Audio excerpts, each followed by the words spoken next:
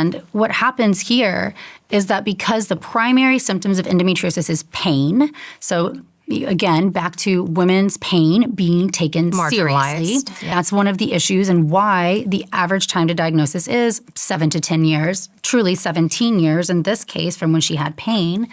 But the other symptoms do include sometimes also pain with intercourse. Typically, though, that is very hard to ascertain from somebody, but it's usually with certain positions. Deep penetration tends to be what really stimulates pain. But you also see a lot of GI manifestations that we don't talk about. So if I have somebody who has painful periods and they say they have irritable bowel syndrome or a lot of vague GI complaints, that is a really big red flag to me because, like you said, these little endometrial implants on the bowel, the intestine, this high inflammation that's happening irritates your intestine, and you get this GI response as well.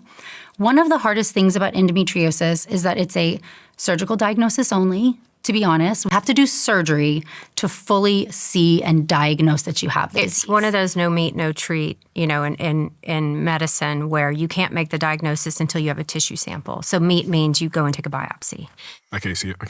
Right now, I think awareness is key. And one thing I always say is that especially as a teenager, because women adjust, you accommodate to the world around you. That's one of the things that I think makes women so resilient. If you have pain every single month of your life, you are going to convince yourself this is normal for a degree of time because what other option do you have?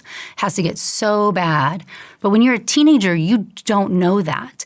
And so if when you are a teen, you would stay home from school, you would not go to the football game or go out to dinner with friends, that to me is a huge red flag, but it actually is a very high predictive marker that you do have endometriosis. So pain out of proportion to being able to complete your normal life as a teenager is a really big warning flag. I ask every patient about that when we talk about their periods because 50% of patients with unexplained infertility have endometriosis. It is so hard to diagnose and underdiagnosed, yet impactful to our body.